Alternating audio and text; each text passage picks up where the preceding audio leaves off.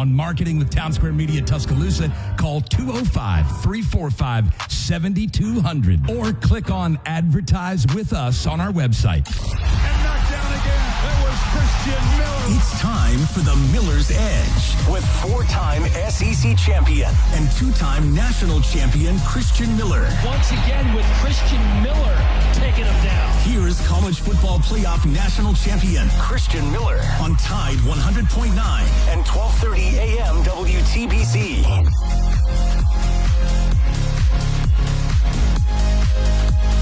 And welcome into this free-for-all Friday edition of the Miller's Edge, Tide 100.9, 12:30 WTBC. Hope you guys are doing well, ready to roll on into the weekend, talking some Alabama football.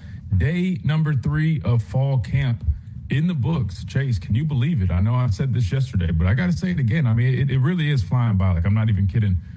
3 days already completed, 3 practices, I should say, already completed. They still got a long ways to go to their day ends with all the meetings and workouts that they got coming. But for us, on this side of things, man, we got another practice to talk about. And we're going to roll into the weekend. You got media day, so we'll hear from a lot of players. The way that they do it now is they pretty much have not the whole team, but a large number of guys available.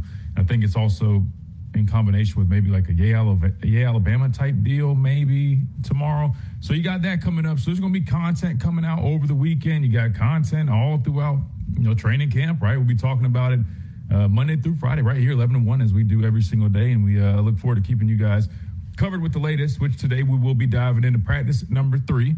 We will hear from the defensive side today. We'll hear from Kane Womack coming up. But again, got to get used to the newer schedule, which makes it even tougher to try to get up there before the show because, remember, they moved practice back like 30, maybe 40 minutes. We were already cutting it close the way it was last year. Now it's even more difficult, which also means the interviews are going to roll out a little bit later. So you guys aren't waiting. I think the way it typically has been going, Chase, so far this fall camp is hour number 2 is when we start having those interviews roll out and we can start playing them. So we'll anticipate doing that. The good news is we have a few that we didn't get to from yesterday, maybe just one. I know Jackson Lloyd had spoke to the media, and we didn't get to listen to it yesterday, so maybe we'll start hour number 1 piggybacking off of yesterday's practice, hearing a little bit more from the offense before we turn our focus to the defense, which has been catching the attention of a lot of people. I think specifically, Chase, at least for the eye test part of things. Remember, there's been media availability the last 2 practices. It's only during what they are called individual drill, which means, you're working with your position coaches. You're going through fundamentals and techniques. There's no team. There's no 9-on-7, no 7-on-7 action. You're just seeing guys kind of get that pre-practice work, even though it's during practice. You get the point. That said, there's been a lot of observations, Chase, and a lot of it comes from the defensive line unit, a unit that clearly looks the part, right? They got a lot of guys that are, those first guys off the bus type players. When you look at them, you clearly see the vision that this staff wanted in terms of bigger up front.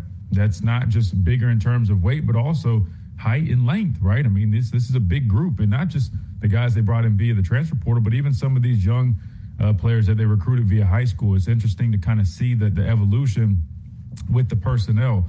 That's why I'm just so eager to see them, naturally start to kind of, I guess, play out the way everybody thinks they can play out with some of these. I'm a little cautious to say upgrades, right? Because we've had some really good players, and we had some really good players leave via the transfer portal. But in terms of the eye test, there clearly is a difference. I want to see if they can back it up as well. Clearly they look the part, but can they play the part? That's the most important thing when it comes down to getting in between the 53 yards in those lines on a football field. Speaking of football fields, Chase, last night, man, NFL kicked off things. You had the preseason game, Hall of Fame game, featured my Panthers, right? Shout out to the Panthers. Did you get to catch that game at all? It came down to the wire. It was a heck of a way to start football season, especially the NFL season. Haynes King found a way to just dive into the end zone last second. Panthers went crazy. Got the dub from my guy Luke. Shout out to Luke with his enshrinement. Really cool stuff there. Did you get to catch that game? It was a really good game. I mean, I was kind of in and out of it. I was doing a million different things, but luckily I got to catch the end where it really picked up. Carson Beck looked phenomenal. I want to say he was like 14 of 18, 14 to 19. Had some really nice throws there last night. Really had command of the offense. I get it. It's preseason. You're going against backups and whatnot, but he's also a rookie. But he looked really good. Looks to have a promising future at the quarterback spot for the Cardinals. Anything that you got to catch from last night's preseason game, Chase? Just a little bit. It was good to see you, Christian, but I think Haynes King, that was pretty fascinating to me, the way he was able to control it and the game-winning drive at the end, and then obviously our rival with Carson Beck. That was pretty interesting to see it, but, it's going to be interesting what they do with these quarterbacks moving forward, because you always want to have someone in your back pocket because, for Arizona, they're kind of looming with their QB situation. And then with Carolina Panthers with Bryce Young, you want somebody behind him that, God forbid, something happens or, he's having a slump, somebody can come in and pick it back up. But that's kind of a flash of what both organizations can see moving forward with their QBs. Yeah, I mean, when you put it on a performance like that, even the preseason, like for a guy like Haynes King, right, they always used to say this about preseason, right? You're not just playing for your team, you're playing for all 31 other teams. And what they mean by that is everybody's going to watch these games, whether it's live or they go back and watch the tape. Like, that is your resume. And the reality is half those guys will not make that roster, right? You can only have a 53-man limit. Practice squads now like 16 guys, but still you have a whole boatload of guys that will be released. And so they always said, man, when you go out in these preseason games, especially if you're 2, 3, or sometimes 4, if that's part of your depth chart, depending on the position, you're competing and trying to make it someone else's team, right? So I think a guy like Haynes King, with what he displayed, I would imagine the Panthers are definitely going to take a serious look at trying to keep him on the roster. But you never know. Somebody else will definitely notice that type of effort that he had, man. It was fun, man. Exciting game. I'm just glad football is back. Always good to have some stuff to watch and kind of get in that football mode, especially the broadcast work that I do, trying to get, look at like what I'm seeing, trying to just analyze it quick. That way I can process it all. It's fun, man. Really looking forward to football season. That was a heck of a way to start the NFL season. But we got to talk about Alabama football again. Day number 3 has completed. Chase, we'll talk about our observations here in a moment. First, we got to hit our first timeout. But before we do that, let me remind you about our friends over at Lamparello Law Education and Advocacy. For all your representation needs, make sure you guys go check them out today, lamparello-law.com. They'll take care of you in a first-class manner. They'll fight for you, but even better, they'll do it at an affordable rate. So don't miss out. They take care of Alabama fans. Adam is a huge Alabama fan. He wants to take care of all our folks in the Alabama family. So make sure you guys check them out, lamparello-law.com for the representation. But also, if you're a high school, college, or graduate student and you're looking to get some exam and test taking preparation or academic and career planning, they will definitely help you out in that area as well. So make sure you guys take advantage of it. Again, that is Lamparello Law, the official representation here on the Miller's Edge. All right, Chase, we'll go ahead and hit our timeout. When we come back, we'll start talking some fall camp. We'll circle back a little bit to yesterday and hear from Jackson Lloyd, projected starting left tackle, get his thoughts on the offensive line, offseason, all that good stuff. But then we'll start working our way into day 3 observations. First day in, I wouldn't call it pads. We call these shells, right? I know Ryan Grubb had mentioned pads yesterday, right? When you're just shoulder pads and shorts, that's called shells. Pads is full pads, right? You're talking about thigh boards, all that good stuff. So first day in shells, which still means there's going to be a little bit more contact. We'll talk a little bit about some of the things that have been coming out of practice number 3, then get to these interviews a little bit later, and we'll keep on rolling, answer y'all's questions, comments, or concerns, and take your phone calls, 205-342-9904, right here on the Miller's Edge, Tide 100.9, 1230. Once again, that's ZipRecruiter.com/free. Meet your match on ZipRecruiter. Try it free. Tide 100.9 Tuscaloosa weather. Here's your Tuscaloosa and West Alabama forecast. Only a hint of rain today. Stray shower, thunderstorm, partly sunny. Headed up to the low 90s. Tonight, slight chance for those showers and thunderstorms. Partly cloudy skies. Overnight low falls back to the low 70s. For our Saturday, could see those scattered afternoon showers and storms. Partly sunny otherwise. Headed up to the low 90s. And then back to maybe a stray shower, thunderstorm Sunday. Mostly sunshine and going up to the low 90s for that high. This is Jeff Eno for the Weather Channel for Town Square Media, Tuscaloosa. It's 86 degrees in Tuscaloosa. For more from Tide 100.9, Lets it fly and burns it. Whoa! Follow us on Twitter, Facebook, and SoundCloud.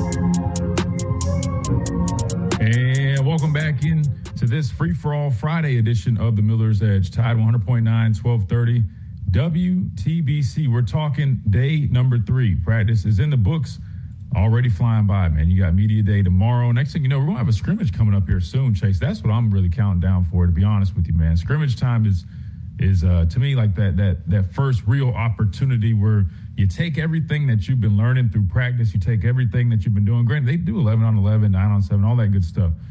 But then you bring it to, typically you bring it to Bryant-Denny Stadium. They have started doing some of the scrimmages on the practice fields, which is a little bit different to me. I'm still getting used to that. But you get the point, man. It's your first kind of game-like situation, putting guys in there that you believe are, going to be working together in a game-like situation. There's a lot you can kind of pull away from it. We're quickly approaching that. But right now we got day number 2 highlights put up on the screen just because, again, these come out like after we get off the show. That's why I'm playing these. We will put up some highlights from today. The ones that you'll see today are from media that were in attendance, right? These are the official clips that UA sends out that we have pulled up right now. But a couple things that I just want to piggyback off of before we move forward on today. I want to listen to a little bit of Jackson Lloyd in his interview from yesterday because we didn't get to catch that during the show. And I think it's important, Chase, because we're talking about a guy who is a projected left tackle starter, a guy that they pretty much named a starter back in the spring. And I feel like his growth is going to be really important, right? I mean, he's replacing the first-round talent in Caden Proctor. Completely understand that, yes, there's, some issues and some inconsistencies with a guy like Caden Proctor. But there's a lot of optimism for Jackson Lloyd, rightfully so. Really good athlete, a guy that's young. He's still learning, right? He's not all the way there yet, but he has a lot of good upside and potential. And so I think it'll be good if he can come along, man. You're talking about a young offensive line unit, a young quarterback that's going to be starting.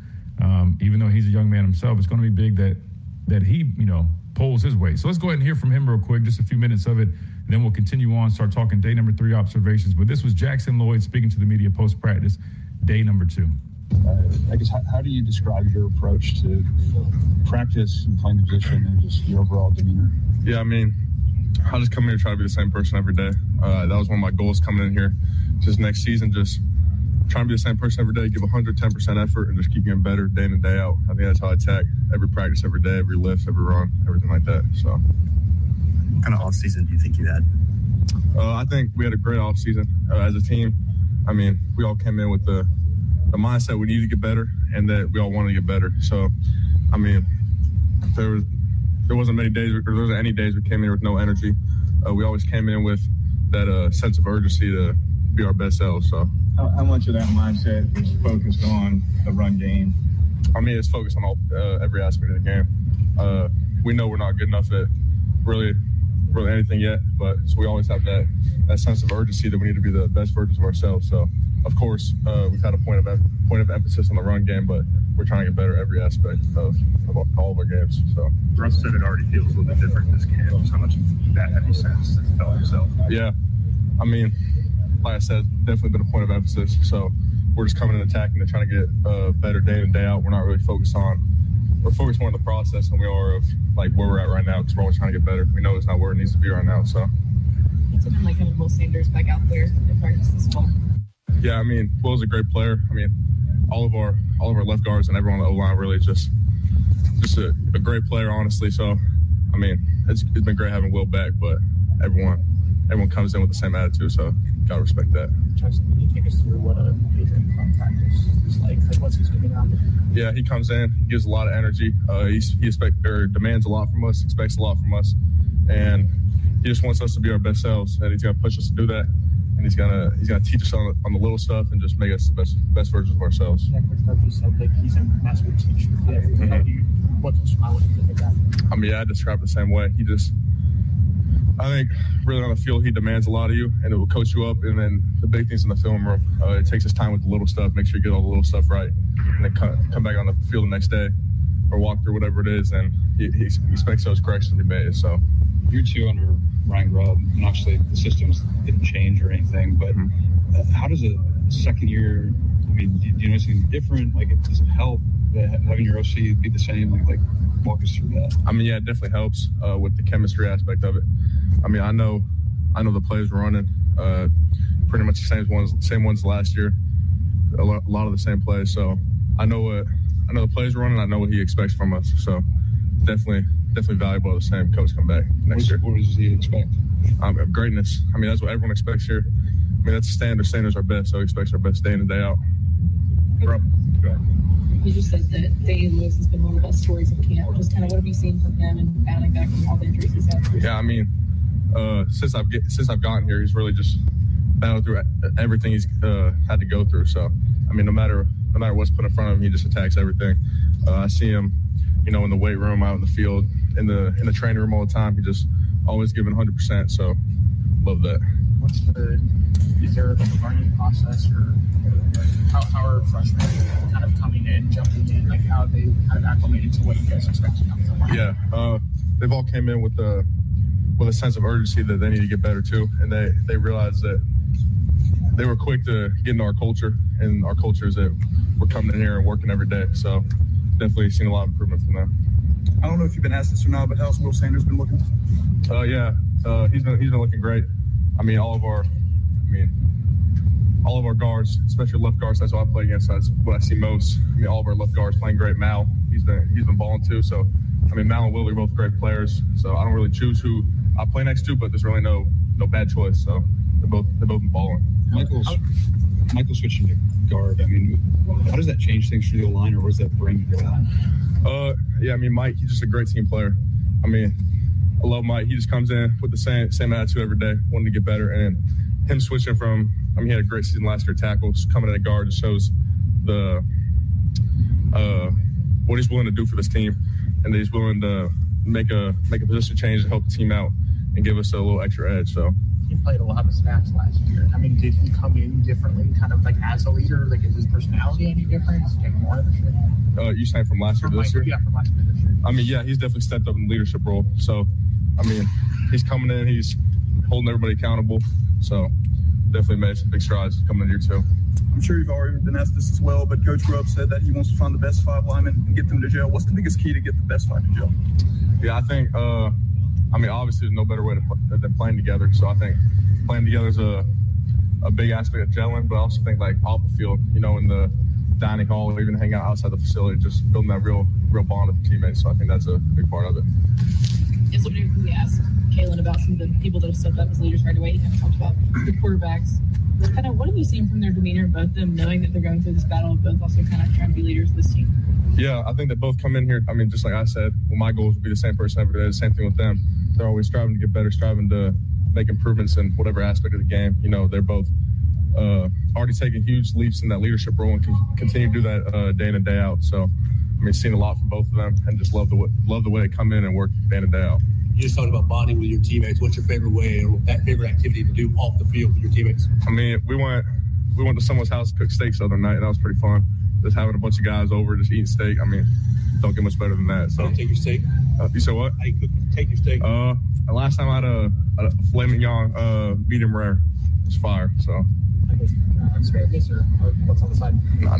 No asparagus, just that and some mashed potatoes. So. All right, once they start getting into the food questions, man, I gotta check back out of there. We got to get back to football. That said, really good stuff there hearing from Jackson Lloyd. He talked a lot about the offensive line unit gelling. They've been doing a lot of team bonding, which I think is going to be important. And what really stood out to me, Chase, was they continue to reiterate just how important Adrian Clem has been in terms of teaching and developing and instructing, right? And taking things that they're watching on tape, right? The corrections, and then going out on the field and applying them, which that's how it should be done. It doesn't seem like it means a whole bunch, but when that's a continuous theme, right, and that just keeps popping up, and that's something that we know we desperately needed with that group specifically, that just continues to encourage me that we can see some meaningful change out of this group. Talent might not be as good, might be around the same. We don't necessarily know just yet. We'll find that out probably here very soon. But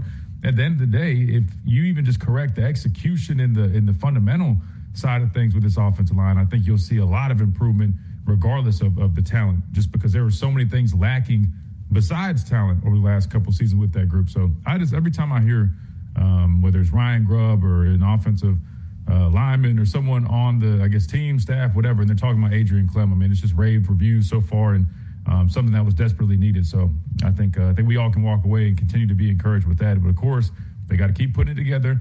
Like he and also Ryan Grubb mentioned, there's still a long ways to go. Not quite there just yet, which is fine. It's early in the camp. They just got to continue to keep putting in that work.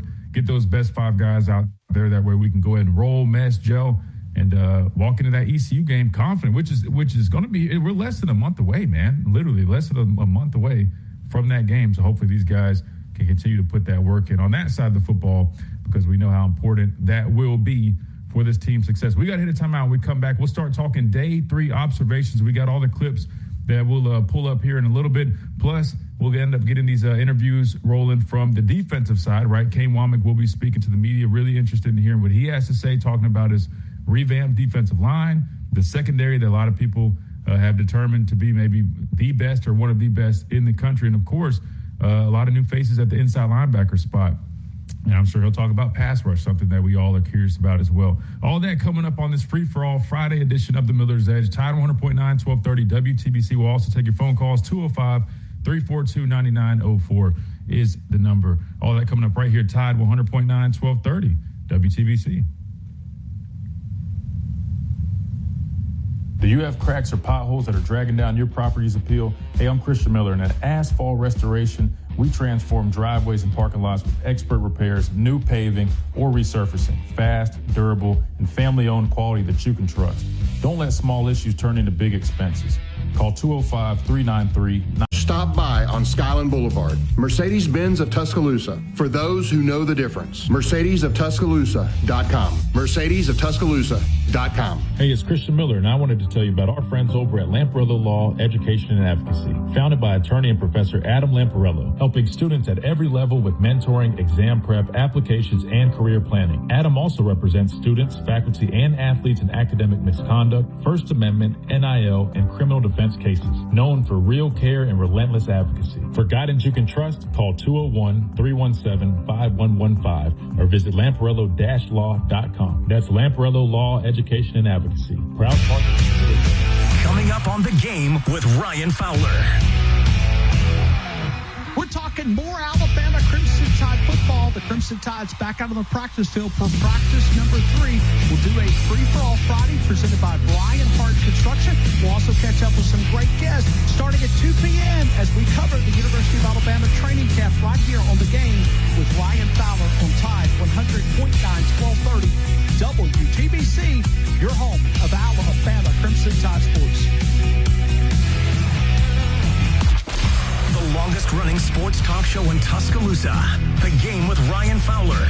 Weekdays from 2 to 6 p.m. on Tide 100.9 and 1230 a.m. WTBC. And streaming worldwide on the free Tide app. What does it mean to advertise and do your marketing with Town Square Media Tuscaloosa? Melissa started her business in 2014. What would you say to someone considering Town Square Media Tuscaloosa? My experience with Town Square Media has been awesome, and I would definitely recommend it to anyone. I think that this is the first time in my marketing experience that I've been able to see my return on investment. I would definitely say in the past that has not been the case. In this, I like knowing that that's 100%. A lot of the marketing we've done has been radio. You guys have so much more to offer than that, whether it's, websites from targeted marketing to radio. You are kind of a one-stop shop, and it makes doing marketing so much easier. So I would definitely recommend it.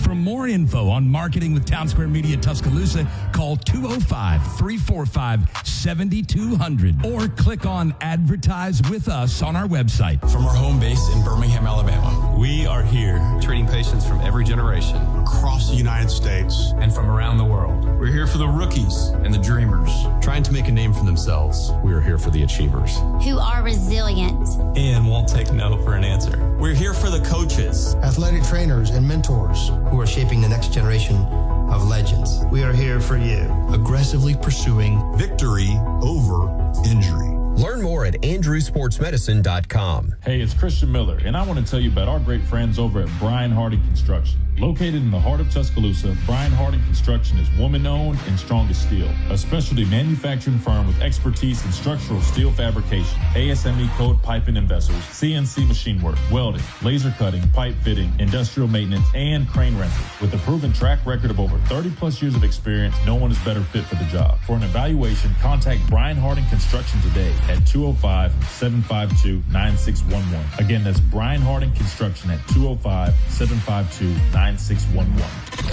Follow Tide 100.9 on Facebook today to watch our live shows, read the great articles, and interact with Bama fans today.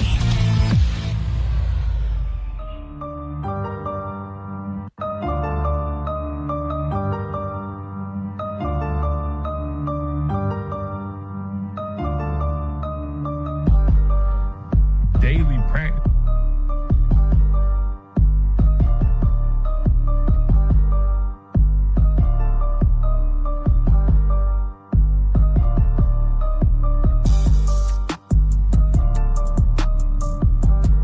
And welcome back into this free-for-all Friday edition of the Miller's Edge, Tide 100.9, 1230 WTBC. All right, now we've got the day 3 practice highlights pulled up from today's practice this morning. This is courtesy of Bama Online. Shout out to those guys. They posted this, and that's what we're using right now during our stream. We're watching some clips of the offensive line working with Adrian Clem, working that kick step, right? And just showing off their movement. Chase, I'll be honest with you, man. You know who really stands out just from an eye test when you look at this group? Well, number one, Jackson Lloyd. You can see just the size that he has, right? I mean, he's a mountain of a guy, big 77 right there. He's towering over the rest of the offensive line. But also, man, just looking at Michael Carroll, I don't know if you can see him just yet. I just saw him a second ago. He might have been, he might have walked off somewhere else, but he was doing another drill. I mean, they've got some big dudes on that offensive line, too. We talk a lot about the defensive line and how big they've gotten, right, with some of the folks that they've recruited from the transfer portal. But if you look at this offensive line, man, there's some big boys on there, too. I mean, even 71, I mean, you just see it, right? And I know they've some guys have dropped some weight. Some guys have added some weight. And I think that's kind of where they're at as a unit. There you can see big Michael Carroll right there. They look the part, right? They look like an SEC unit, right? Racing Delgado's up to like 305, which is good. I know Will Sanders put on some weight. I think he's like around 320-ish, which is also really good, right? So, I mean, I would say, man, from an eye test, Chase, the trenches, they look the part. They haven't been a strong point for this football team in, several years. Not just the last 2 years under Kalen DeBoer, but even, Coach Saban's last couple of years. Offensive line play has kind of been on a downward trajectory for quite some time. Hopefully we can start turning that around. I know they're trying to get to that point. That's everybody's goal. And I think they've taken some steps, and hopefully they keep working in that direction. I keep going back to, I think it was KD that made the point in the comment section. That's what I was trying to look for when I was trying to describe this. Like, so far, my observations from the 3 practices that we've seen so far is just the intentionality. I feel like that we're seeing. I mean, last year I thought they had good intensity, good tempo, and then they were getting some good work in, right? But I feel like even just some of the drill work that I'm seeing, which these are like small little things, but again, that's what you're trying to do, right? When you have all these little clips that we're breaking down. It's one of those things where just seeing some of the drills that they're doing now, to me, I just feel like they'll translate better. They're working on things that I think will help these guys really take what they're learning in these drills and apply. Not that they weren't doing that before, but I feel like they've taken the next step with that. And I think that's really important because at the end of the day, man, why practice and rep something if you don't really think you're going to do it in the game? And that's not just for college. I mean, this happens in the NFL. There's times where you'll see guys doing stuff and you're just like, I don't even understand why they're doing that, right? I mean, coaching is not created equal. That's just to say the least. But it seems like we got some new guys on staff that are supposed to help us out. And then so far, man, I think it's been good. So far, so good. In terms of the defensive side, sticking with that side, the other thing I noticed too, Chase, which we already knew this, but just seeing these guys getting back to work again, the length that you have in that secondary.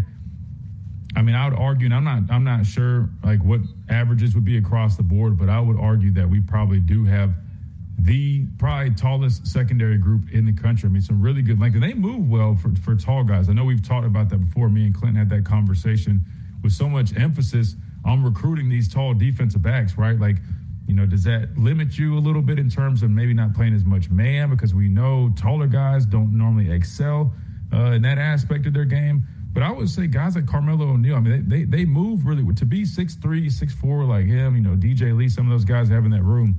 They move well. They have fluid hips. And it's impressive when you can have that combination, right, of length and movement. It's hard to find. It's definitely not common. But to see those guys have that ability and just seeing them out there, man, it definitely stands out when you look at this football team. That's for sure. We've been talking about the running backs a little bit, specifically E.J. Crowell, who's really kind of he just flashes, kind of just has that factor to him, it feels like. But I wouldn't write off these other running backs too, Chase, because I know there's a lot of attention on E.J., but to me, I feel like that group, and I know we kind of felt this way last year, a by-committee approach, it still did not live up to the expectations. It was definitely underwhelming what we got out of that group, but I feel like the combination of having another year under their belt, even more competition in that room. We heard Ryan Grubb talk about that group, man. Just looking at all of them, they have a number of different bodies in there now, which I think is going to be very beneficial. You added a young guy in E.J. Crowell who has that make a guy miss, right? That kind of highlight reel ability. He can create something that we didn't have, that explosive ability, something we really needed for that running back room. Daniel Hill's in better shape. He looks good. Getting out there, moving around. A.K. Deere, in my opinion, I think feels a little bit more comfortable, confident.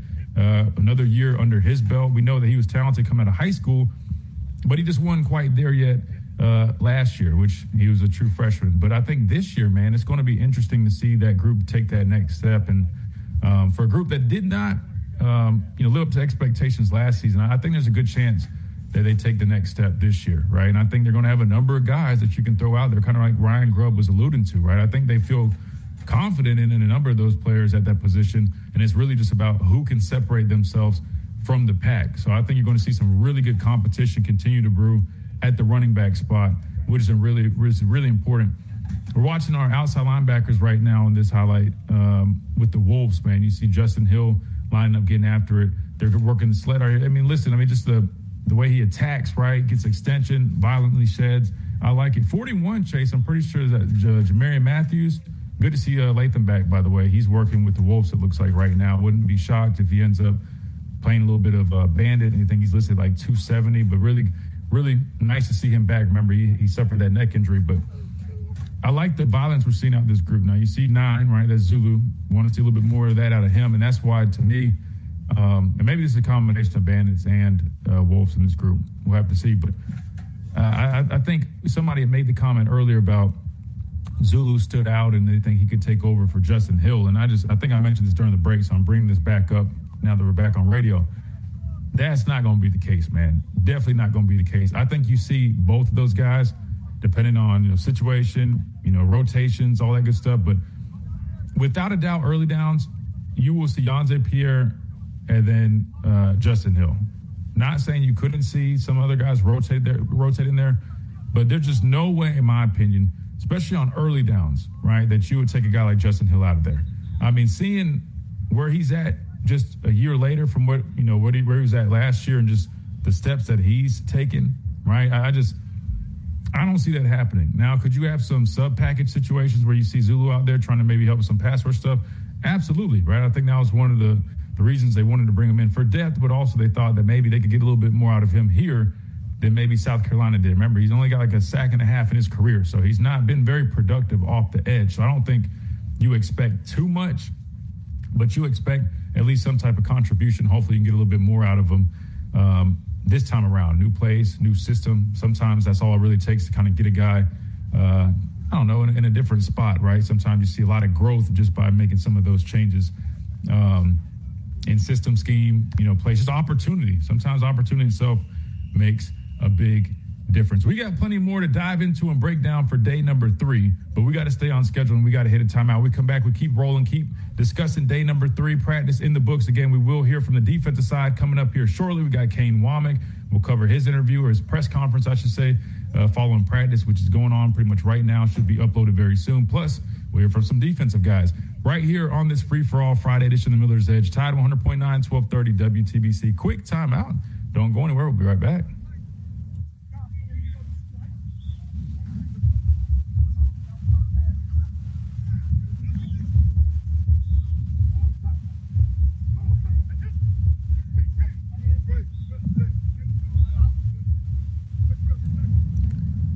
Hey, Chase, are we on break yet? From our home base in Birmingham, Alabama, we are here treating patients from every generation across the United States and from around the world. We're here for the rookies and the dreamers trying to make a name for themselves. We are here for the achievers who are resilient and won't take no for an answer. We're here for the coaches, athletic trainers, and mentors who are always no work and all play at Silver Star and Golden Moon Casinos. So come on, leave it all behind and head to Pearl River Resort. What does it mean to advertise and do your marketing with Town Square Media Tuscaloosa? Melissa started her business in 2014. What would you say to someone considering Town Square Media Tuscaloosa? My experience with Town Square Media has been awesome, and I would definitely recommend it to anyone. I think that this is the first time in my marketing experience that I've been able to see my return on investment. I would definitely say in the past that has not been the case. In this, I like knowing that that's 100%. A lot of the marketing we've done has been radio. You guys have so much more to offer than that, whether it's, websites from targeted marketing to radio. You are kind of a one-stop shop, and it makes doing marketing so much easier. So I would definitely recommend it. For more info on marketing with Town Square Media Tuscaloosa, call 205-345-7200 or click on Advertise with Us on our website. Coming up on The Game with Ryan Fowler.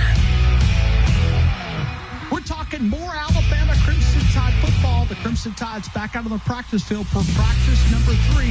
We'll do a free-for-all Friday presented by Brian Hart Construction. We'll also catch up with some great guests starting at 2 p.m. as we cover the University of Alabama training camp right here on The Game with Ryan Fowler on Tide 100.9, 1230 WTBC, your home of Alabama Crimson Tide sports. The longest running sports talk show in Tuscaloosa. The Game with Ryan Fowler. Weekday. 29. That's 800-923-6829. What do you have to lose? Call 800-923-6829. Again, 800-923-6829. Hey, it's Christian Miller, and I wanted to tell you about our friends over at Lamparello Law, Education and Advocacy. Founded by attorney and Professor Adam Lamparello, helping students at every level with mentoring, exam prep, applications, and career planning. Adam also represents students, faculty, and athletes in academic misconduct, First Amendment, NIL, and criminal defense cases. Known for real care and relentless advocacy. For guidance you can trust, call 201-317-5115 or visit lamparello-law.com. That's Lamparello Law, Education, and Advocacy. Proud partner. Hey, it's Christian Miller, and I want to tell you about our great friends over at Brian Harding Construction. Located in the heart of Tuscaloosa, Brian Harding Construction is woman-owned and strong as steel. A specialty manufacturing firm with expertise in structural steel fabrication, ASME code piping and vessels, CNC machine work, welding, laser cutting, pipe fitting, industrial maintenance, and crane rentals. With a proven track record of over 30-plus years of experience, no one is better fit for the job. For an evaluation, contact Brian Harding Construction today at 205-752-9611. Again, that's Brian Harding Construction at 205-752-9611. Tide 100.9 Tuscaloosa weather. Here's your Tuscaloosa, West Alabama forecast. Only a hint of rain today. Stray shower, thunderstorm, partly sunny. Headed up to the low 90s. Tonight, slight chance for those showers and thunderstorms. Partly cloudy skies. Overnight low falls back to the low 70s. 4 hours Saturday. Could see those scattered afternoon showers and storms. Partly sunny otherwise. Headed up to the low 90s. And then back to maybe a stray shower thunderstorm Sunday. Mostly sunshine and going up to the low 90s for that high. This is Jeff Eno for the Weather Channel for Town Square Media, Tuscaloosa. It's 92 degrees in Tuscaloosa. Find Tide on Twitter at Tide109 to keep up with show announcements, guests, and our reporters in the field.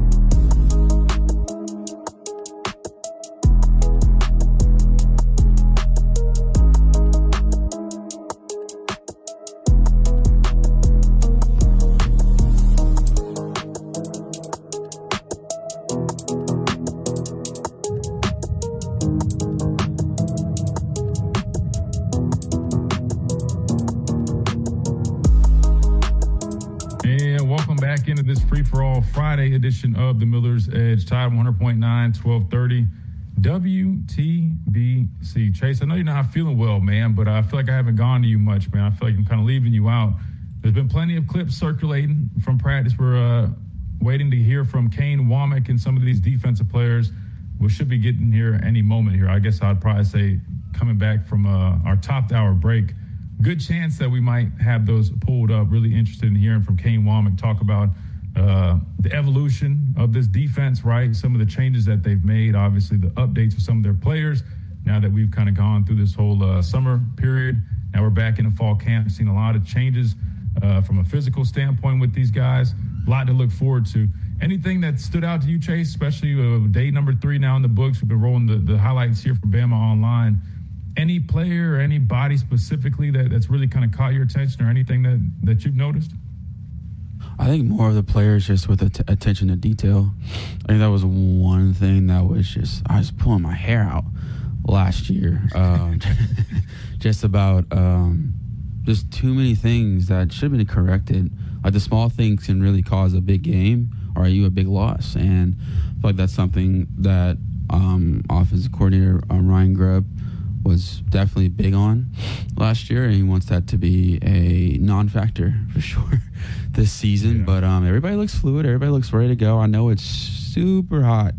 So everybody's staying hydrated because, injuries down the road are definitely something that, if you can control it, in terms of staying fit, getting ready to go. And one thing, and I know it's Alabama football, like duh, Chase, but those are some big boys.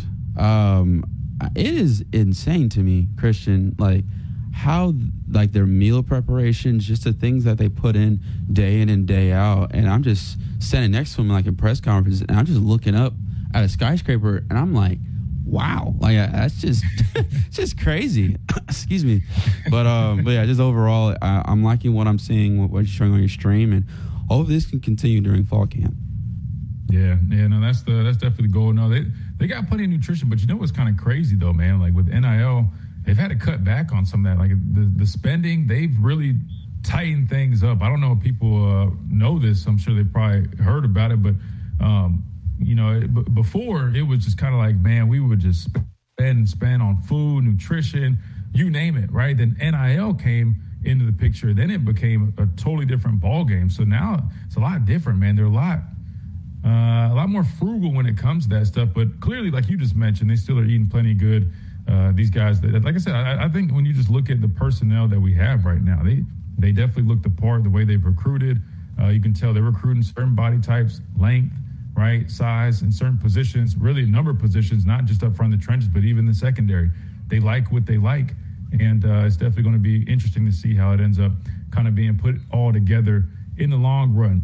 One guy that I'm expecting a lot of big things from this upcoming season, Chase, is Ryan Coleman-Williams, man. We know that a special player, right? He was named preseason first team All-SEC wide receiver, and we already know had a number of drops last season.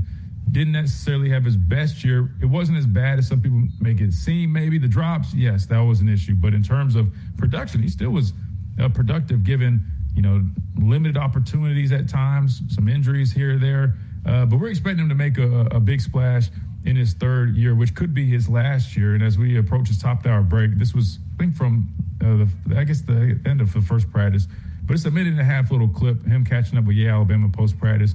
So as we roll into this top hour break, let's hear from Ryan Coleman-Williams, the guy that we're expecting a lot of big things from this upcoming season. Is in the books for the Alabama Crimson Tide, and I'm here with Ryan Coleman-Williams. And Ryan, last time we sat down, we were talking about the adrenaline that comes at this time of year, and we have made it. How did it feel to be back out on the practice field? Man, just being out here, piss hot, it's burning up out here, so we get to have a little fun. But Lewis said it's just warm, so don't quote me on that. It's just warm out here, but that heat is a good thing for sure. It's a good thing. We got a lot of games this year that's going to be like that. So just super excited to, compete with the guys day in and day out. Have some fun.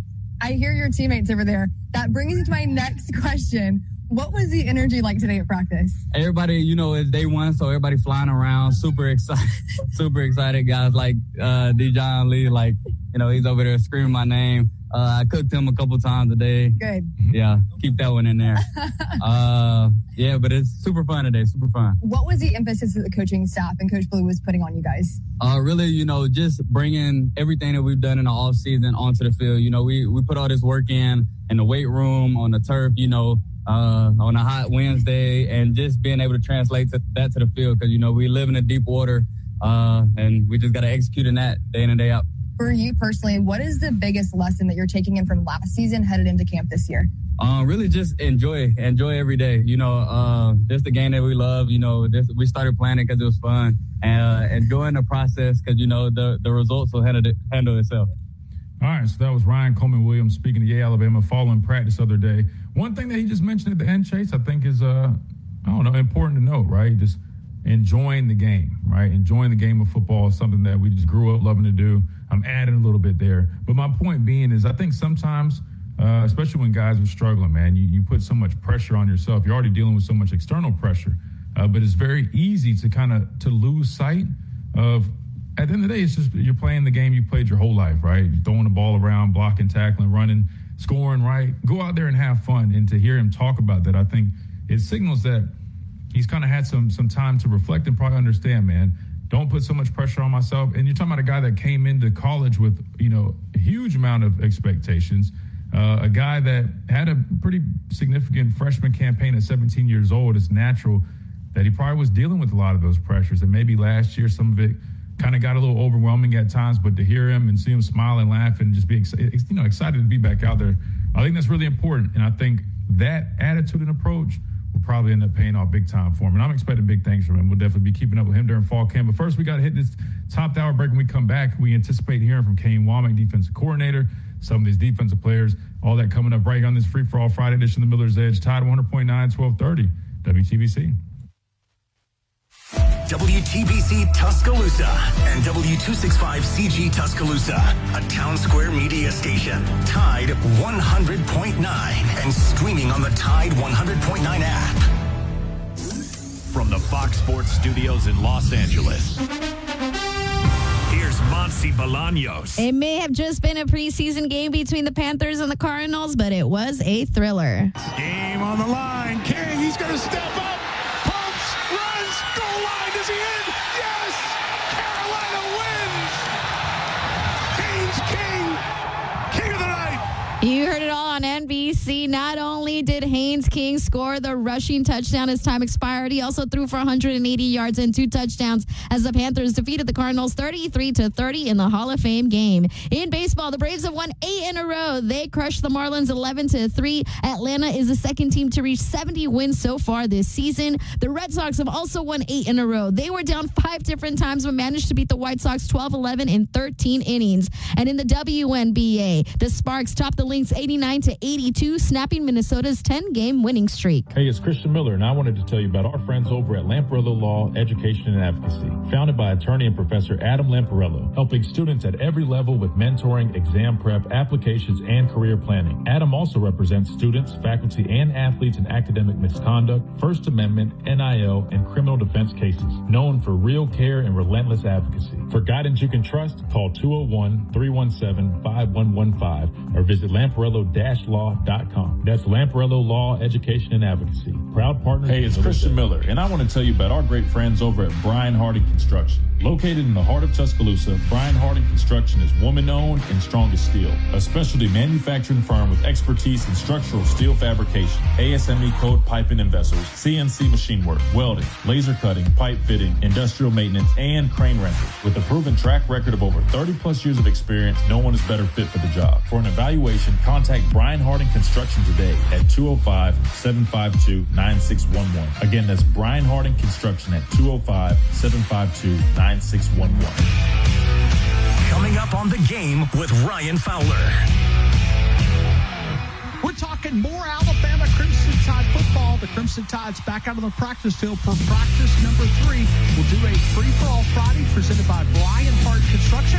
We'll also catch up with some great guests starting at 2 p.m. as we cover the University of Alabama training camp right here on The Game with Ryan Fowler on Tide 100.9, 1230 WTBC, your home of Alabama Crimson Tide sports. longest running sports talk show in Tuscaloosa. The Game with Ryan Fowler. Weekdays from 2 to 6 p.m. on Tide 100.9 and 12:30 a.m. WTBC. And streaming worldwide on the free Tide app. What does it mean to advertise and do your marketing with Town Square Media Tuscaloosa? Melissa started her business in 2014. What would you say to someone considering Town Square Media Tuscaloosa? My experience with Town Square Media has been awesome, and I would definitely recommend it to anyone. I think that this is the first time in my marketing experience that I've been able to see my return on investment. I would definitely say in the past that has not been the case. In this, I like knowing that that's 100%. A lot of the marketing we've done has been radio. You guys have so much more to offer than that, whether it's, websites, from targeted marketing to radio. You are kind of a one-stop shop, and it makes doing marketing so much easier. So I would definitely recommend it. For more info on marketing with Town Square Media Tuscaloosa, call 205-345-7200 or click on Advertise with Us on our website. It's time for the Miller's Edge with 4-time SEC champion and 2-time national champion Christian Miller. Once again with Christian Miller taking him down. Here is college football playoff national champion Christian Miller on Tide 100.9 and 12:30 a.m. WTBC.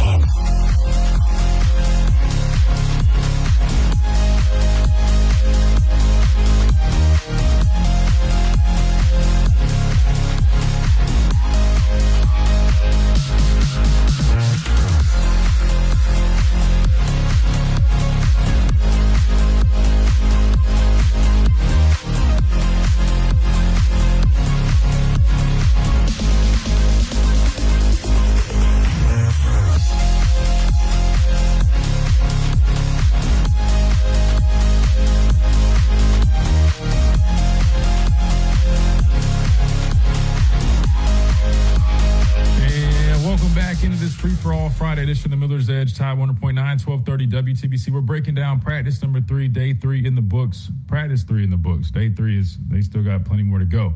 We're talking about it here live on the Miller's Edge. We'll hear from Kane Womack, defensive coordinator, here very shortly, from some defensive players as well. But as we await that, we're going to continue to talk about some of the nuggets coming out of practice today and answer some of these questions that are down in the chat. If you guys want to get in on the phone lines, you can, 205-342-9904. We got a next question down here in the chat. We'll just keep on rolling, Chase. Lance says, thoughts on early practice time? Well, they have technically moved it back a little bit because it starts about 30 minutes later than it was the last couple of years, which is making it a little tough to try to squeeze up there before our show. But my thoughts on practicing early, I know a number of teams do that. For us, during training camp, I want to say my freshman year, we had some early practices. We had I forgot the exact schedule. We used to practice a little bit in the morning sometimes, but typically a lot of the stuff we did was a little bit later. Training camp was always earlier than we would practice during the season, which they still practice in the mornings during the season. For us, we always practice in the afternoon. We had our classes in the morning. Meetings would start around 2, then we'd be on the practice field at about 3:30. My thoughts on this personally, it's still pretty hot. Just like Ryan just mentioned that interview, it's hot as the hot as pee. I will just say that. And right now, it's 91, and I wouldn't have been shocked if it was around 91 earlier, around the time that they were practicing still. So you might not be exposed completely to the heat, but to be fair, they probably have a rhyme or reason to it, maybe with their scheduling of it. Like I said, a lot of people have started kind of moving to this. So, I don't think it's like, it's soft to practice in the morning. I'm not going to sit there and be that guy because it's still hot out there. And with them moving it back a little bit more, you probably get a little bit more of that heat exposure. But at the end of the day, man, I think it's really about the work that you're putting in. If you can use that to your advantage, like that was always our thing. Like, hey, we want to put ourselves in these very tough practice environments. That way, it's an advantage for us. When people come to Bryant-Denny Stadium and they're playing us at 2 o'clock in the afternoon and it's like the hottest point of the day, we're already accustomed to that. I totally get that. And I do think that might be a slight disadvantage to practicing a little bit early. right? I don't know how much I would say, but it probably is a little bit of one. But if you feel like you're going to get more out of your practice, if guys are a little bit more fresh with it being earlier in the day, that also could be a benefit. Because I'm going to be honest with you, sometimes when we would be practicing in the afternoon, Chase, and that sun is beating down on us, and you're literally feeling like confused and you're about to pass out, I don't know how productive of the reps I was probably getting as I could have gotten if I had a little bit more freshness to me. Does that make sense? Because I think that's kind of what we're starting to see. If you look at Curt Cignetti and his model at Indiana, a very similar deal. You know, he talked about wanting his guys to be as fresh as possible. So it's kind of that back and forth between, you know, the old school mentality of building those mental calluses, right?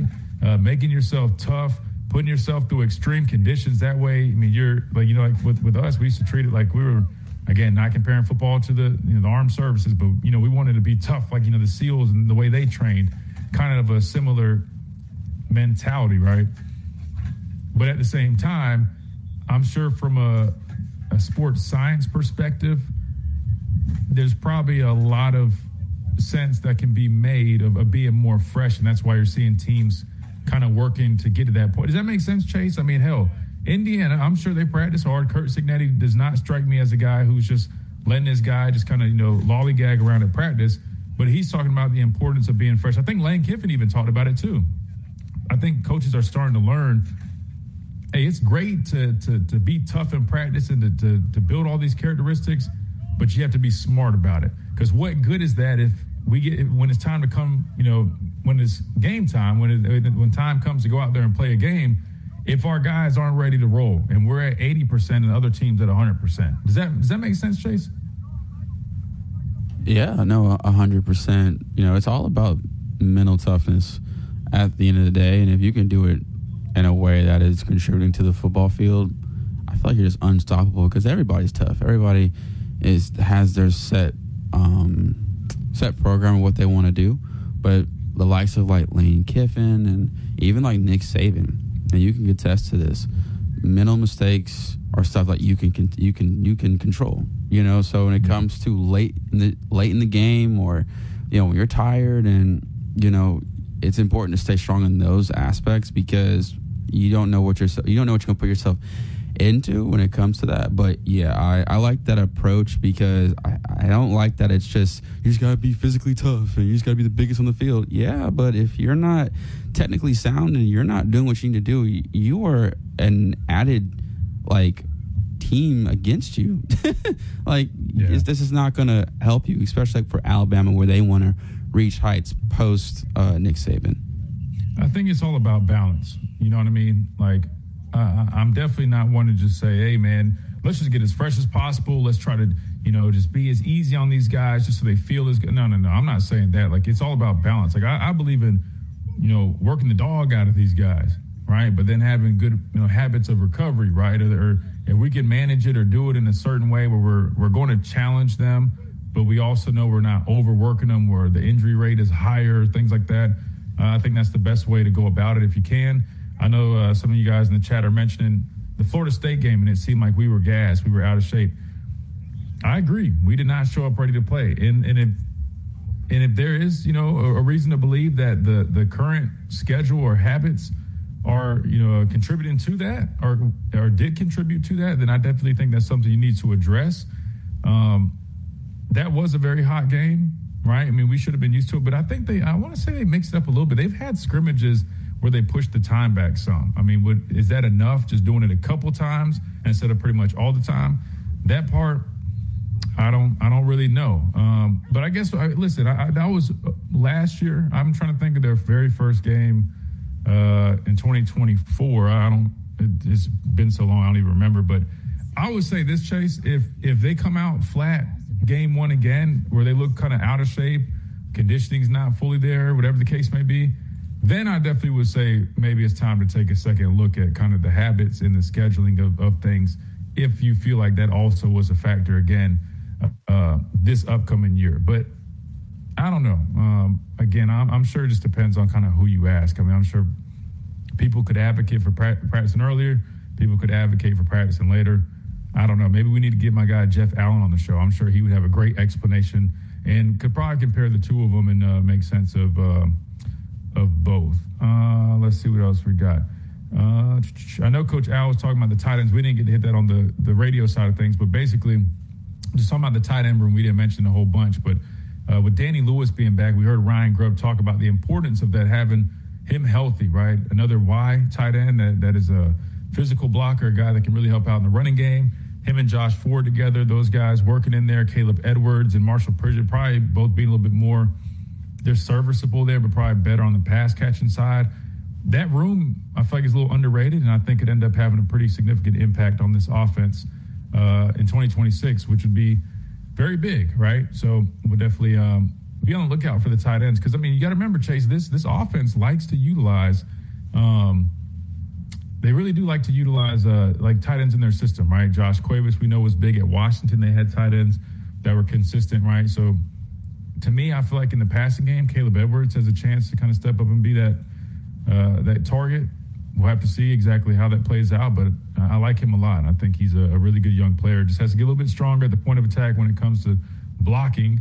But other than that, man, I think he showed his ability as a pass catcher as a tight end last season, so I'm expecting some big things out of him this upcoming year. Let's do this. Let's take the timeout. We'll keep refreshing. As soon as we get that Kane Womack press conference, we'll play it live. We'll listen to it. We'll respond. We'll react. We'll keep on rolling on this free-for-all Friday edition as we break down practice number 3. Or up to $2,500 cash. Drop on in and find your big win at Pearl River Resorts. Must be 21 or older to play. Do you have cracks or potholes that are dragging down your property's appeal? Hey, I'm Christian Miller, and at Asphalt Restoration, we transform driveways and parking lots with expert repairs, new paving, or resurfacing. Fast, durable, and family-owned quality that you can trust.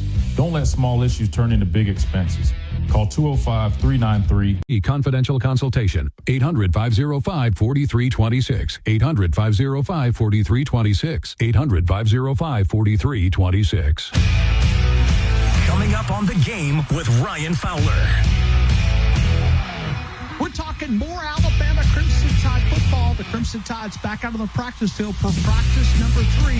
We'll do a free-for-all Friday presented by Brian Hart Construction. We'll also catch up with some great guests starting at 2 p.m. as we cover the University of Alabama training camp right here on The Game with Ryan Fowler on Tide 100.9, 1230 WTBC, your home of Alabama Crimson Tide sports. The longest-running sports talk show in Tuscaloosa. The Game with Ryan Fowler. Weekdays from 2 to 6 p.m. on Tide 100.9 and 12:30 a.m. WTBC.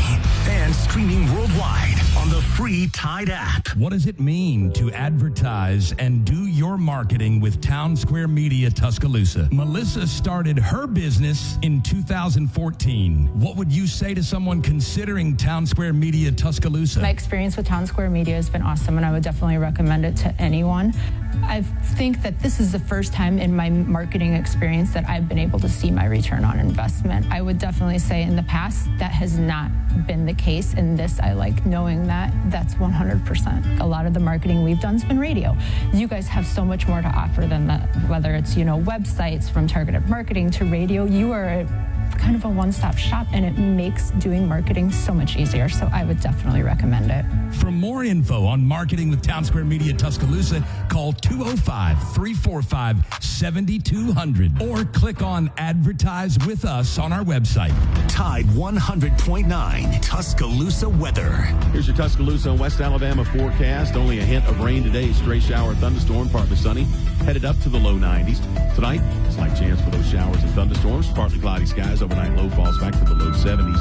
For our Saturday, could see those scattered afternoon showers and storms. Partly sunny otherwise. Headed up to the low 90s. And then back to maybe a stray shower, thunderstorm Sunday. Mostly sunshine and going up to the low 90s for that high.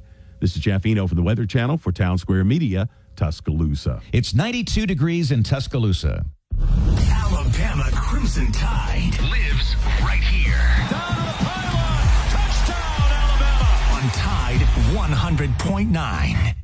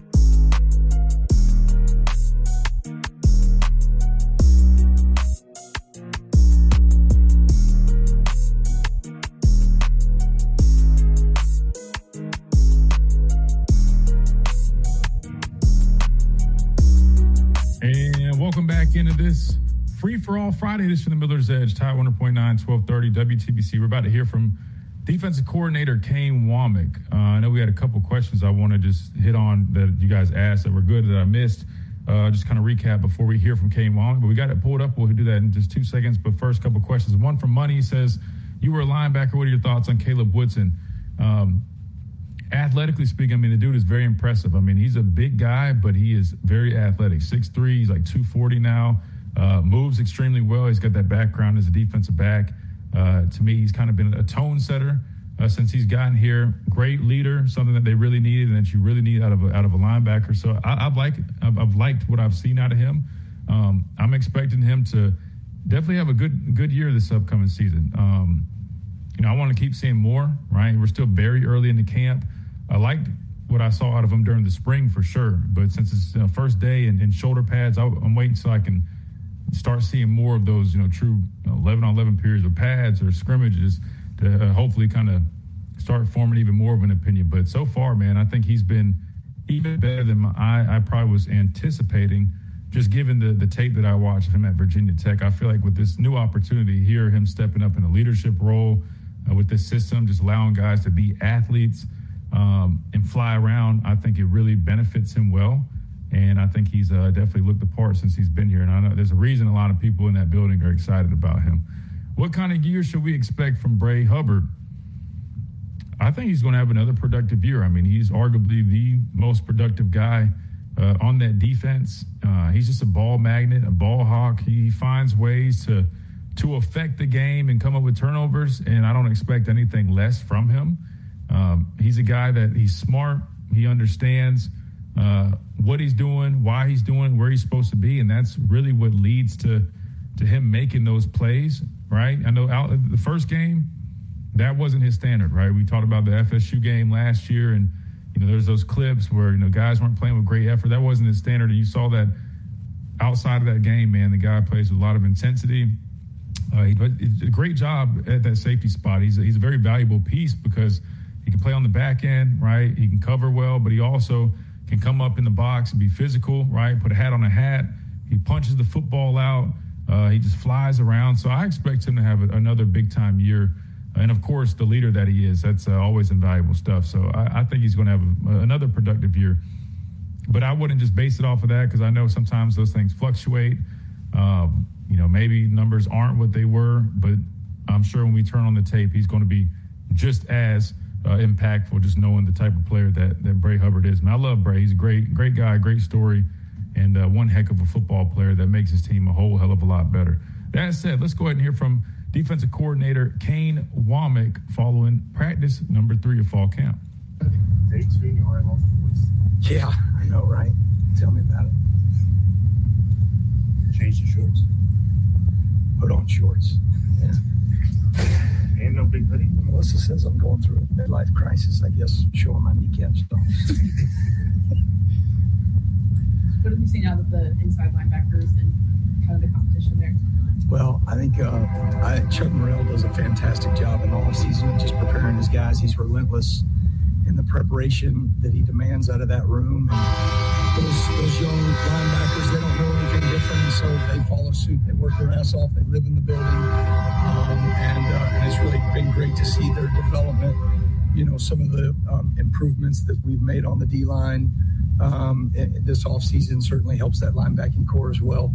I think, one thing that we wanted to make sure is that we were more aggressive from the backing core, guys getting downhill and being more aggressive at the line of scrimmage. And I think those guys have really taken heart to that. What were those pads Jared Johnson was wearing? I know it looked like Iron Man out there. It's like a strike placement, hand placement drill. So the pads got numbers all on them and all that stuff, and bicep and chest and all that stuff. So it's just a striking deal. It's also to protect him because we got some pretty heavy-handed guys up front there. I was going to say, did you volunteer for that or did you get assigned that? No, he does. So Jared's doing a phenomenal job, and I think one of the things when you watch him work with players, he's so hands-on. I mean, you can tell I mean, it's a 12-year NFL vet that still wants a little piece every now and then, right? So, it's awesome to have him. Very hands-on. He's very technical. And then there's just instant credibility in the room whenever he walks in there. When he says something, guys listen, as they should. He had a fantastic career and as a player and is doing an awesome job for us as a coach. What's it been like to get Jamarian Latham back from injury, and how was he come back from injury? And is he wearing a special helmet? I noticed he wasn't with the Guardian cap. Yeah, I don't know with the Guardian cap thing. I haven't asked him that or Jeff that question. But Zebo from day one when I got here, just naturally there's guys that become kind of some of your favorites, right? Whether you're supposed to have favorites or not, I do. But he's just been a guy that I love his work ethic. He wants to be a coach one day. He operates that way. He's got a great maturity. And then what's amazing in the first 3 days is how quickly he's adapted back to the fundamentals of football. I mean, you watch him in the 6 technique drill and he's kicking ass right now. So awesome to have him back. And he has worked really, really hard to get himself back in position to do that. Who are some of your favorites? just Zebo. No, I've got plenty of favorites right now. Seems like Carmelo has gotten a lot of love since he got here. Who's that? Carmelo, what have you seen out of him? Yeah.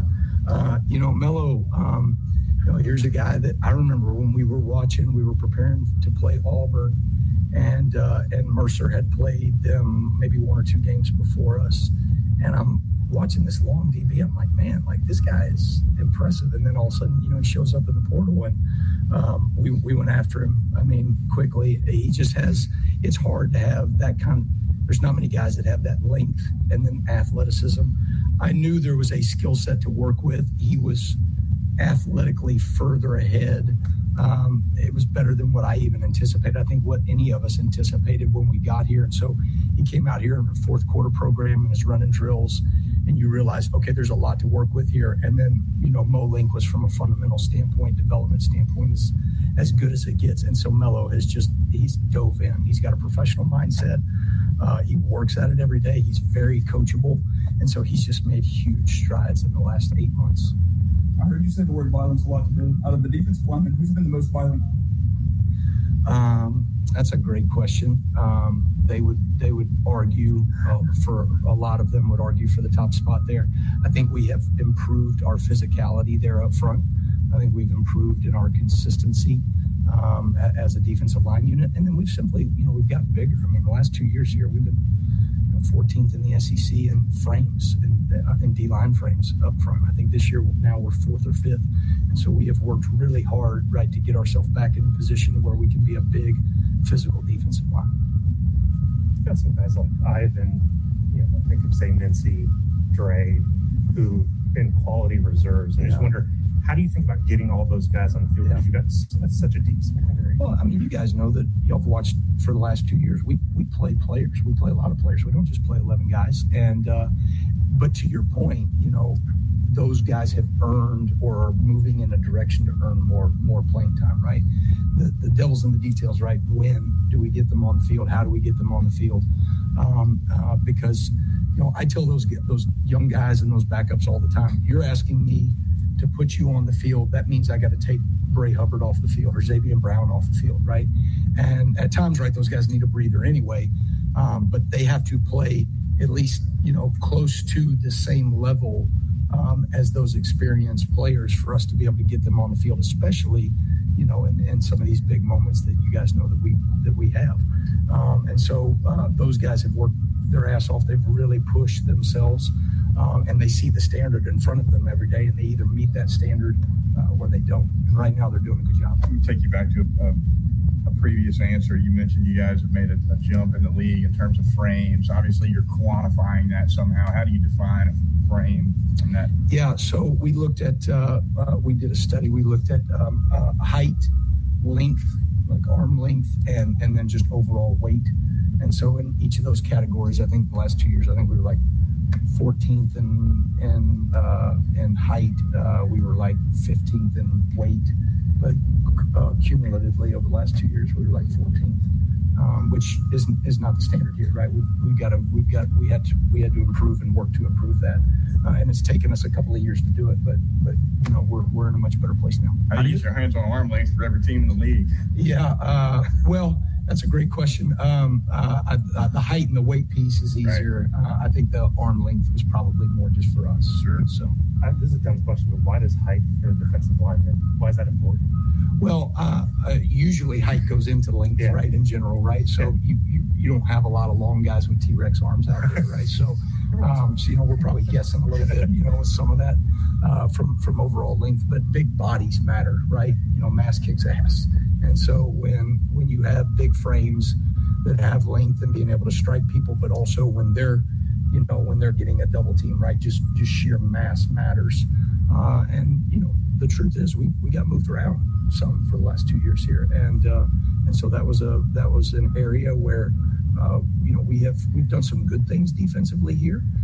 At times, I think we've been really good, but to be a dominant defense, you have to have guys up front that can make a difference. Have more questions. And I think we've got, you know, we're moving in the right direction there. How have you seen guys like Keon or Bray kind of respond to having so many players behind them that are pushing them to point them?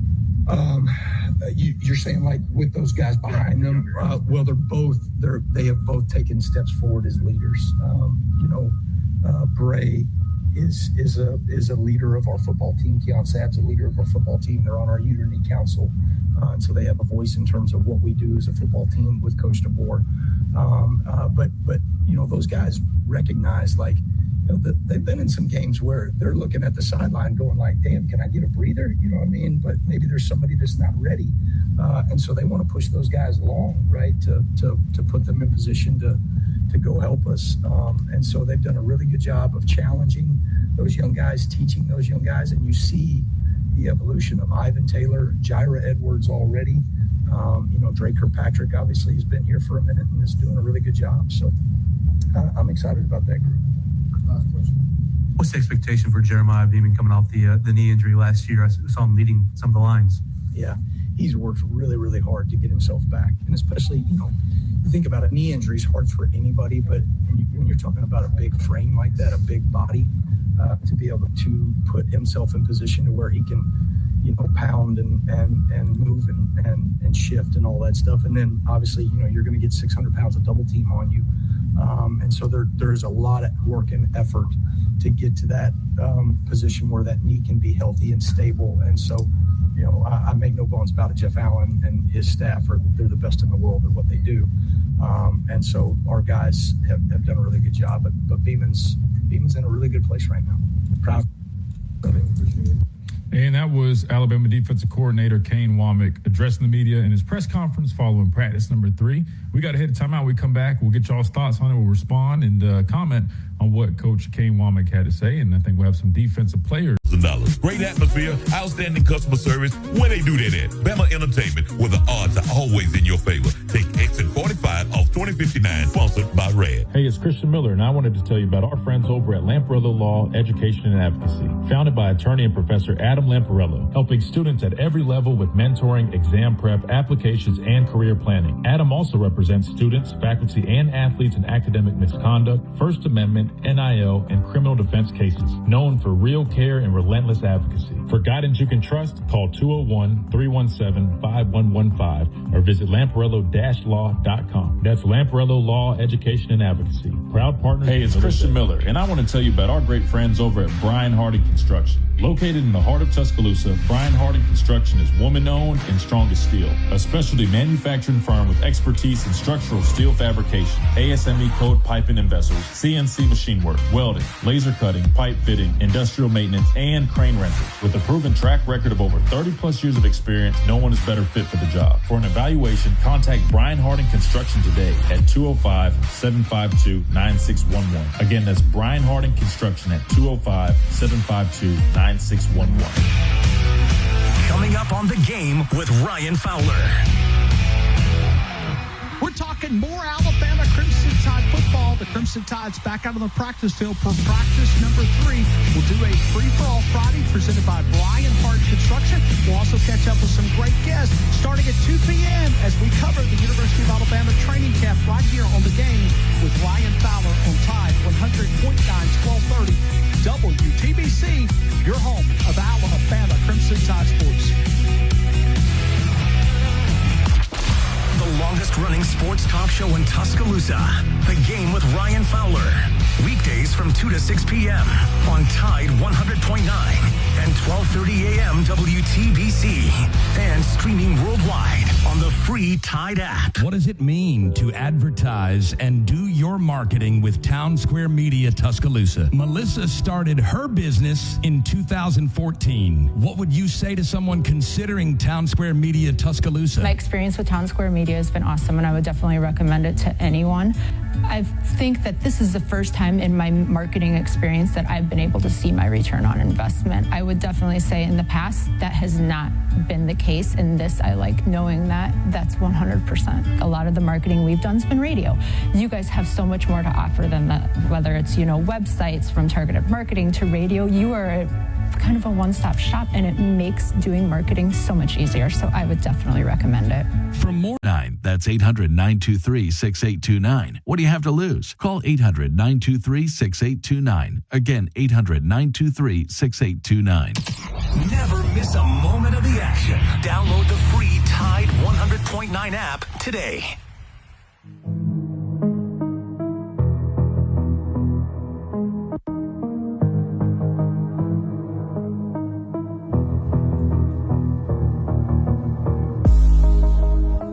And welcome back into this free-for-all Friday edition of the Miller's Edge, Tide 100.9, 1230. WTBC, we're responding to Kane Womack, who just spoke to the media in his press conference, first time of fall camp. We got to hear from him.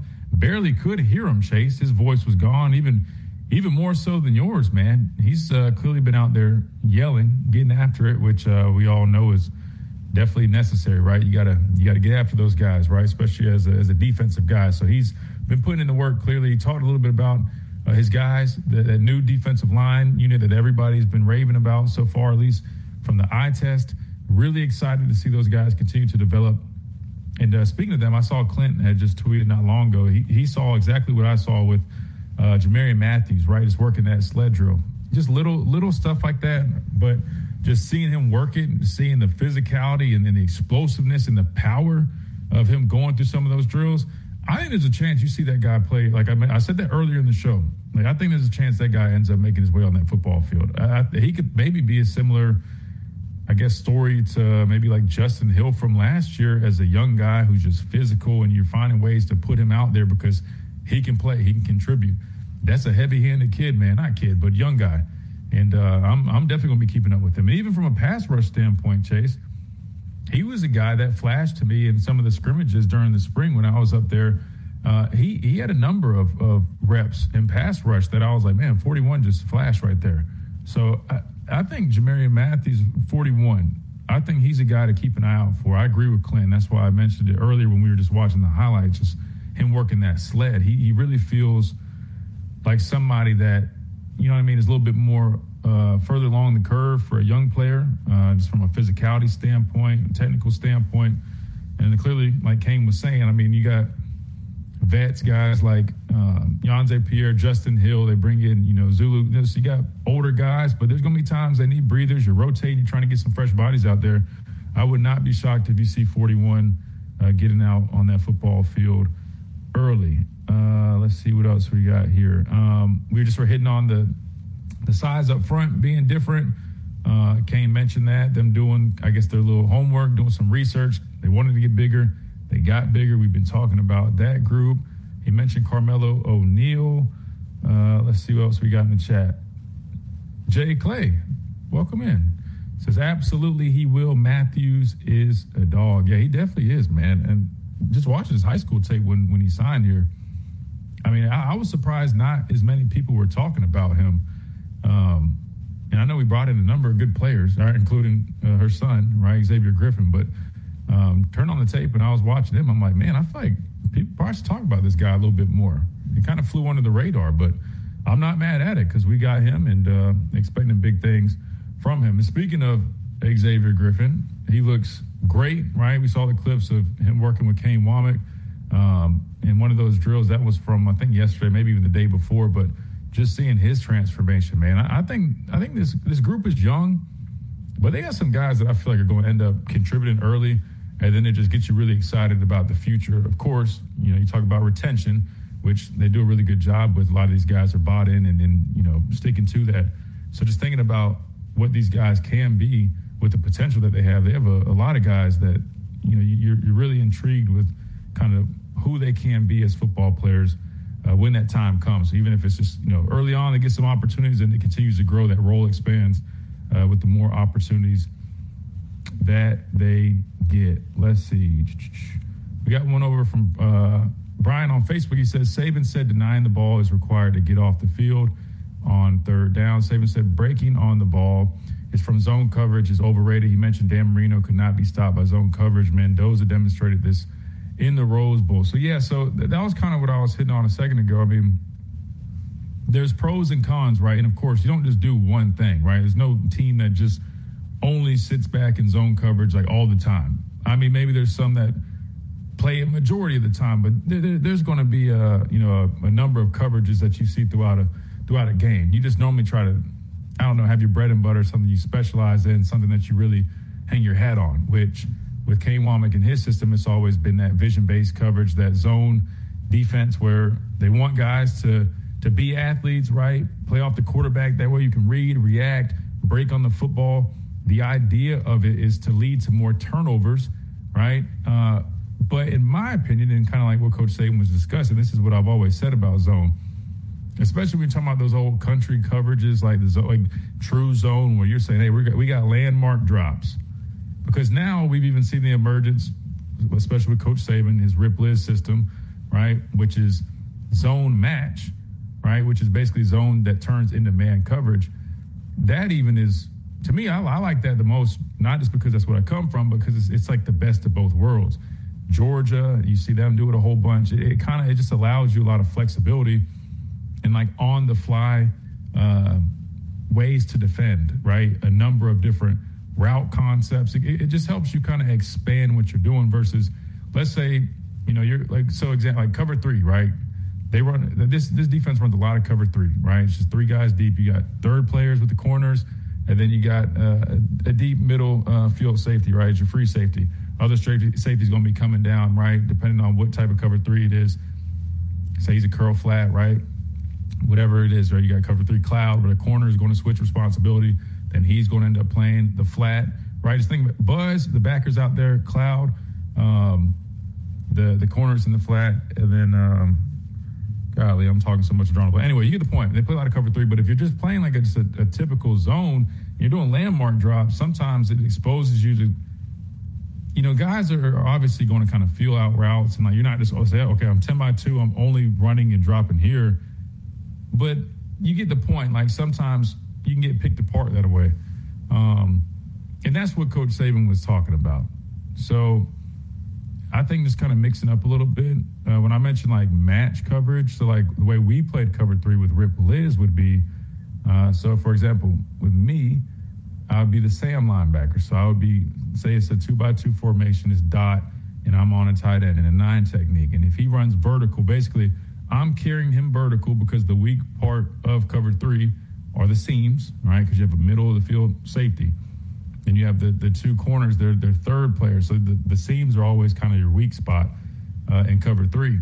So to defend that, they would have, in Rip Liz, I would carry 2 vertical unless my 3 threatened the flat, right? Or if one was running like a hitch or something short, that corner would alert me. Then I could come off of that. Or if I had a fast 3, right? If the back was aligned on my side, he flares out immediately, I come off. But if not, I'm going to hang on that tight end, and I'm basically running with him vertical. Turns into a match. So, yeah, there's different concepts with all that. But, yeah, all that to say, I wouldn't mind seeing a little bit more man coverage out of this defense, too. I think it would definitely help them out. We'll have to see if we get that. All right, we got to hit a timeout. We come back, we wrap things up. Hopefully we got a at least one defensive player interview that we can play as we close things out on this. Or visit mezwins.com. I've got this. No representations made that the quality of legal services to be performed is greater than the quality of legal services performed by other lawyers.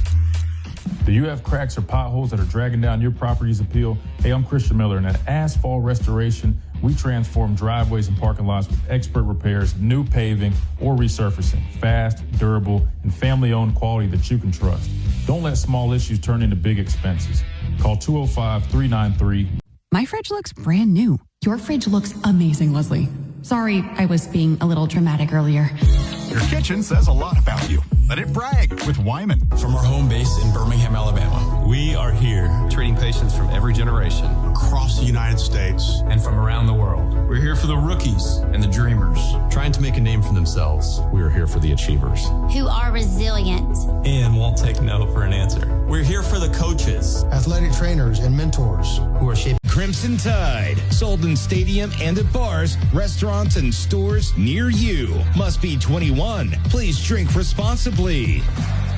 Hey, it's Christian Miller, and I want to tell you about our great friends over at Brian Harding Construction. Located in the heart of Tuscaloosa, Brian Harding Construction is woman-owned and strong as steel, a specialty manufacturing firm with expertise in structural steel fabrication, ASME code piping and vessels, CNC machine work, welding, laser cutting, pipe fitting, industrial maintenance, and crane rentals. With a proven track record of over 30-plus years of experience, no one is better fit for the job. For an evaluation, Google US Mobile. Just go to US Mobile subreddit. Just search for US Mobile and make a decision for yourself. If you're ready, visit usmobile.com. Consumer Reports does not endorse products or services. Tide 100.9 Tuscaloosa weather. Here's your Tuscaloosa and West Alabama forecast. Only a hint of rain today. Stray shower, thunderstorm, partly sunny. Headed up to the low 90s. Tonight, slight chance for those showers and thunderstorms. Partly cloudy skies. Overnight low falls back to the low 70s. 4 hours Saturday. Could see those scattered afternoon showers and storms. Partly sunny otherwise. Headed up to the low 90s. And then back to maybe a stray shower, thunderstorm Sunday. Mostly sunshine and going up to the low 90s for that high. This is Jeff Eno from the Weather Channel for Town Square Media, Tuscaloosa. It's 94 degrees in Tuscaloosa. Stay up to date with the Crimson Tide. Local high school sports and Bama in the pros right here on Tide 100.9.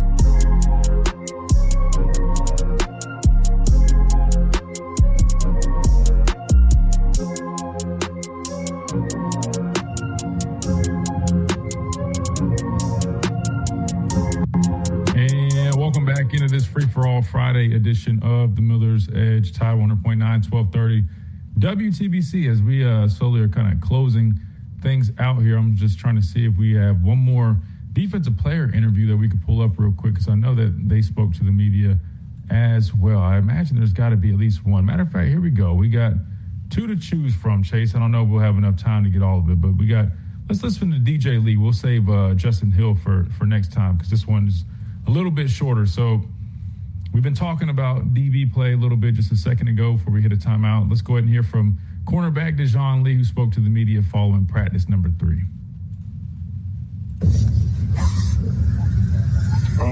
We're really just keeping our foot on the gas, just taking each day as it's just one step at a time every day, just stacking on top of the day and stuff like that. So that's really what it is. What players on the offensive side of the ball have given your guys' defense the most trouble through the first couple of days of training camp? Offense is playing at a real high level right now. Both quarterbacks are playing really well. Receivers, running backs. Can't really just give it to one guy. I feel like everybody's working and doing what they're supposed to do. So, Coach DeBoer said the other day that the swagger of the team kind of starts with the DBs and all that experience are bringing back. Do you kind of feel the same way, and maybe kind of how you're all leaning into that role? Yeah, I feel like we got the most swag on the team. I mean, we come out here every day. We do what we're supposed to do. We put our head down and work, and we just got to lead by example. That's how I feel. So, yeah. How does Coach Longo's kind of second? Oh, he's a big role in it. We coming in at 6 o'clock, 5:30 in the morning, and getting ready for the day. He already up. Everybody's still a little asleep, but he coming in just ready to work. How does playing in a lot of big games last year help your development just going into this season? It helps a lot. Going into last year, probably was a little bit nervous, freshman year coming out. But, this year I kind of know what's going to happen, when it's going to happen, how it's going to happen. So I feel more prepared. How do you feel different from year 1 to year 2 personally, just with your game and just how you've improved? I feel like, just in every aspect of the game, just watching film better, breaking down other opponents, breaking down my teammates whenever we go against each other in practice. I'm really turning into a film junkie and, just making it translate to the field. Are you watching yourself? Myself, the receivers' tendencies. I watch all the DBs, critique other DBs. We all watch each other's stuff, just, trying to make each other better. So, yeah. What was this offseason like for the whole team, conditioning-wise, strength with Coach Blue and all that kind of stuff? Oh, it was. Yeah. I can't really say too much. It was a lot, though. You heard something about Field 3, a lot of running. You don't want to talk about Field 3. Yeah. Do you have any cornerbacks or DBs that you like to watch, been in the NFL or anything like that you like to study? J.C. Horn, probably my favorite corner right now. Growing up, it was Jalen Ramsey, though. That was my favorite corner. But right now, J.C. Horn, I feel like he's the best technician out there, so I like to watch him. You don't like watching Patrick Surtain? Oh, yeah, no, for sure. But right now, I think it's JC right now. I think JC the best one in the league right now. What do you specifically look at on JC's film? Is it his technique? Is it like his stance, his burst? What is it? It's his technique at the line of scrimmage and just him being able to read plays. Like, there's a play against the 49ers. It was like a fall call. Somebody was running it over and quarterback didn't see him from the other side. He ran across the whole field, picked the ball off. It was a beauty. So I feel like right now he's the best corner in the league. What's the biggest area of improvement that you address for yourself this offseason? This season we emphasize press game more. Definitely going to be pressing a lot more this season. So just went out there, worked with Coach Mo, worked with OD, and it's just been paying off. All right, I'm going to stop it there because we're pretty much out of time. But that's a good one to stop it on, Chase, and I'll tell you why. He said we've been working a lot more press this year, plan on doing that a lot more. That was really interesting to hear because when I did the cornerback breakdown video, go check that out on our channel if you haven't seen it already. I broke down the cornerback specifically. Still got to finish up the safeties. But one thing that I had been mentioning is that, you see these guys play off so much, and sometimes and this goes hand in hand with what we just were talking about, a lot of zone, right? Sometimes you watch Indiana, they run the RPO system. They like to hit a lot of those curls, comebacks, right, from their RPOs. And when you're playing, 8-10 yards off the ball, sometimes more, it just, easy completions for an offense. To me, I'm like, man, if you got the ability in that cornerback room, I want to see these guys press a little bit more. Me and Brandon Clear talked about that. This guy's a 6'4" cornerback. I thought he moves pretty well. Maybe you want to see him in a little bit more press situation. Let him get handsy and physical with these receivers. Jam them at the line. That way they can't even get a release. And I feel like it could definitely, end up being a positive and a strength for this group. So really interesting to hear him say that, and I'll definitely be paying attention to that as we start working into these scrimmages. That'll do it for us on this Free For All Friday, Day 3 recap. Appreciate you guys hanging out with us. As always, appreciate Chase being a soldier. I know he's not feeling great, but behind the glass, doing a great job. All you listeners, Tide 100.9, the global app on our streams. Of course, we appreciate you guys, and we look forward to being back on Monday, talking more Alabama football, training camp, football in general is back, is here. We'll keep the coverage coming right here on the Miller's Edge, Tide 100.9, 1230, WTBC.